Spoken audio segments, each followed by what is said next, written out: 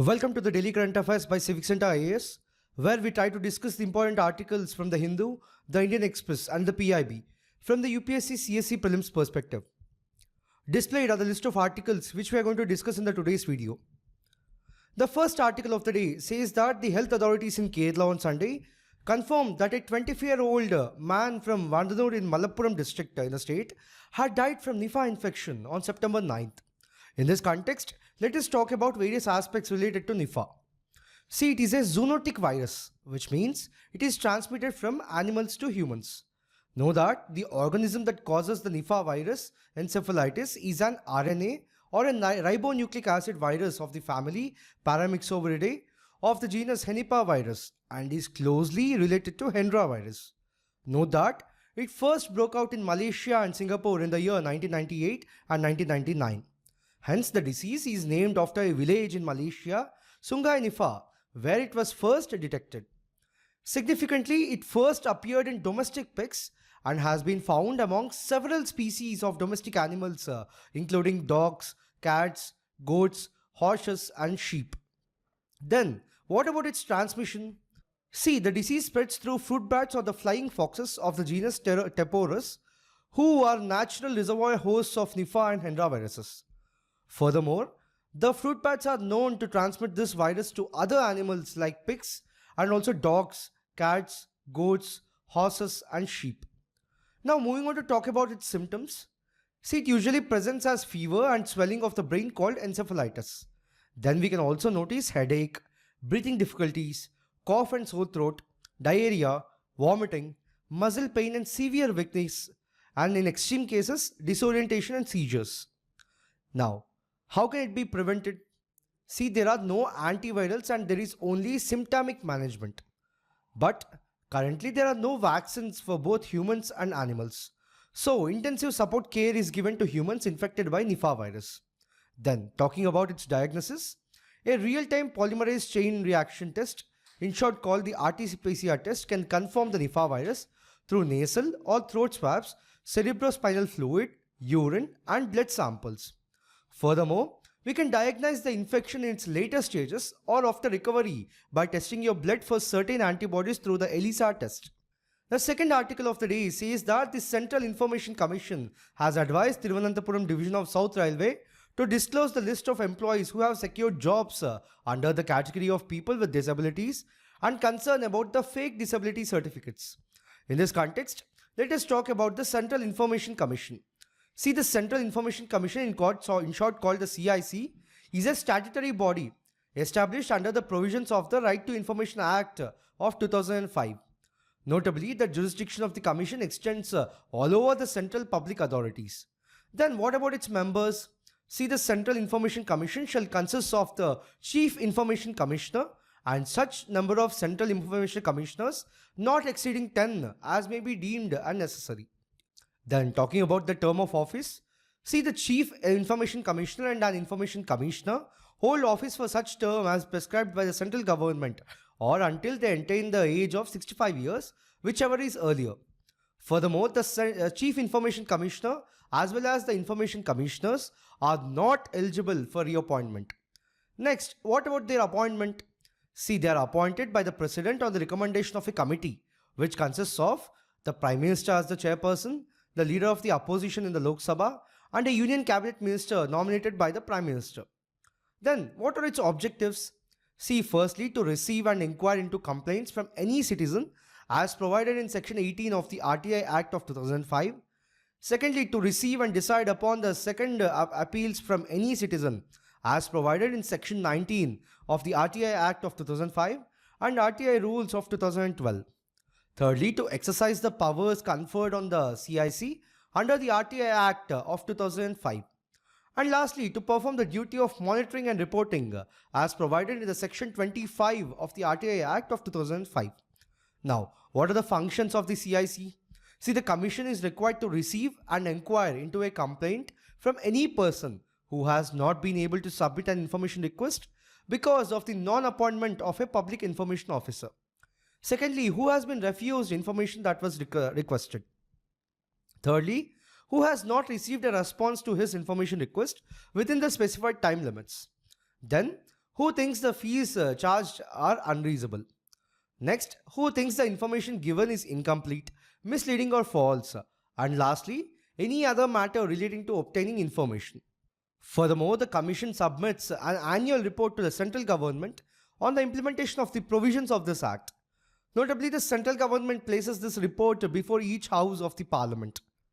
The third article of the day says that Delhi has registered its first dengue death of the year amid a rise in the cases of the vector-borne disease in the national capital, according to the officials on Sunday.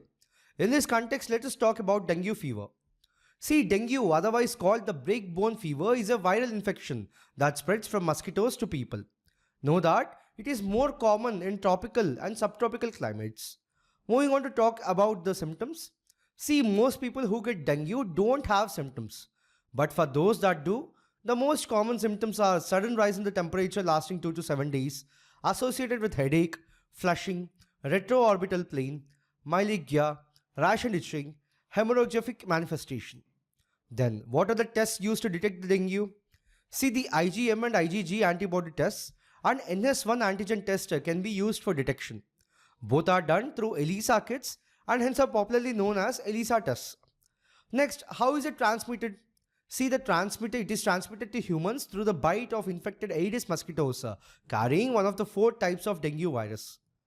Note that dengue isn't contagious from person to person except when passed from a pregnant person to their child. Then what about its treatment? See, there is no specific treatment for dengue. Notably, most cases of the dengue fever can be treated at home with pain medicine. Remember that the focus is on treating pain symptoms, so paracetamol is often used to control the pain. Notably, non-steroidal anti-inflammatory drugs like the ibuprofen and aspirin are avoided as they can increase the risk of bleeding. Significantly, there is a vaccine called Dengue for people who have had dengue at least once and live in the places where the disease is common. The next article says that the concept of the simultaneous elections for the Lok Sabha and state assemblies, referred to as One Nation, One Election, will be implemented within the current term of the Narendra Modi government, according to sources, hoping for the support from political parties across the board, especially allies in the National Democratic Alliance. In this context, let us talk about One Nation, One Election or simultaneous election. See, the simultaneous elections, properly referred to as One Nation, One Election, means holding elections to Lok Sabha, all state legislative assemblies and urban and rural local bodies at the same time.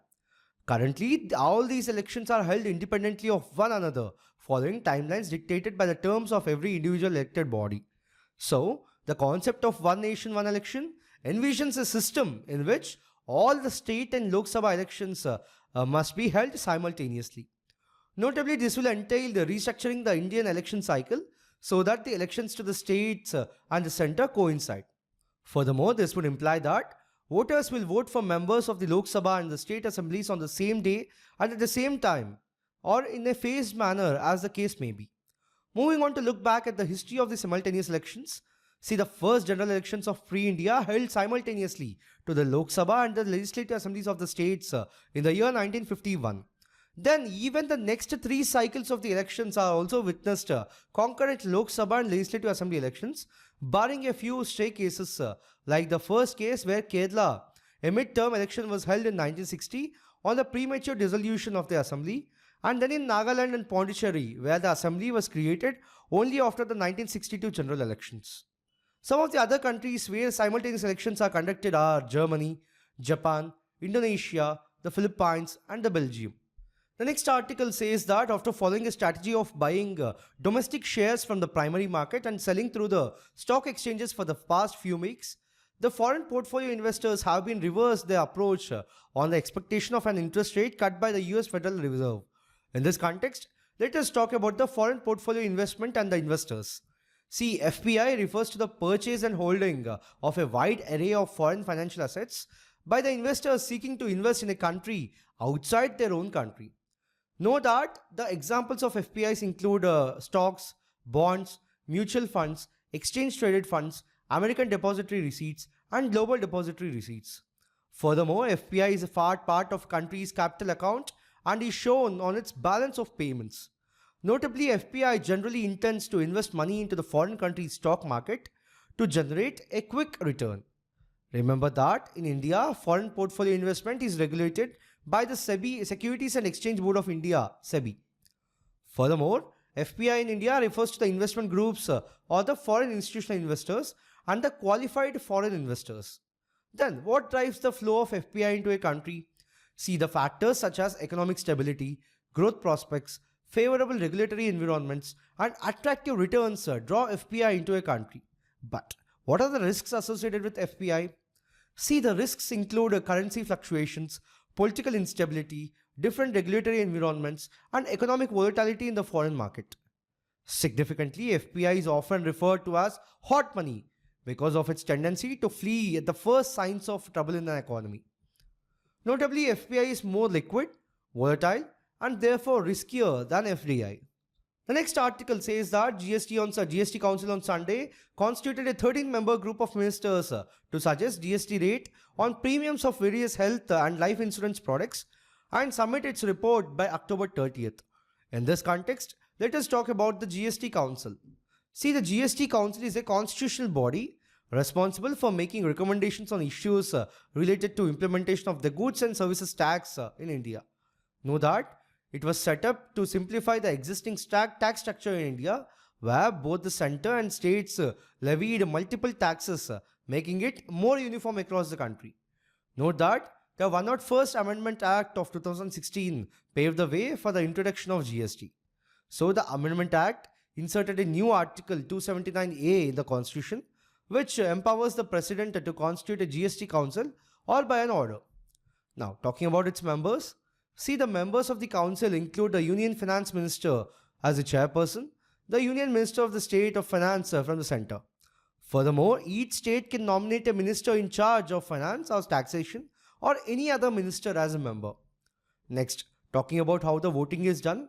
See, the GST Council reaches its decision in the meetings by a majority of at least 3/4 of the weighted votes of the members present and voting. Notably, a quorum of 50% of the total members is required to conduct a meeting. Furthermore, the central government's vote carries a weightage of 1/3 of the total votes cast in the meeting.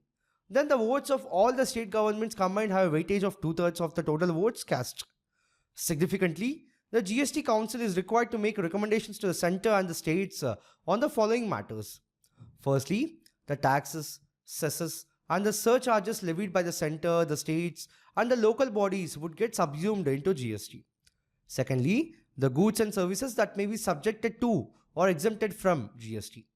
Thirdly, the model GST laws, principles of levy, and apportionment of GST levied on supplies in the course of interstate trade or commerce, and the principles that govern the place of supply. Then the threshold limit of turnover below which the goods and services may be exempted from GST. Next, any special rate or rates for a specified period to raise additional resources during any natural calamity or disaster. And lastly, recommending the date on which the GST may be levied on petroleum crude, high-speed diesel, motor spirit, natural gas, and aviation turbine fuel. The last article is from the FIB, which says that the Department for Promotion of Industry and Internal Trade of the Ministry of Commerce and Industry is set to launch a groundbreaking digital platform aimed at strengthening India's startup ecosystem. In this context, let us talk about the Bharat Startup Knowledge Access Registry, in short called the BHASKAR. See, the Bharat Startup Knowledge Access Registry BHASKAR initiative under the Startup India program is a platform designed to centralize, streamline, and enhance the collaboration among key stakeholders within the entrepreneurial ecosystem, including the startups, investors, mentors, service providers, and government bodies.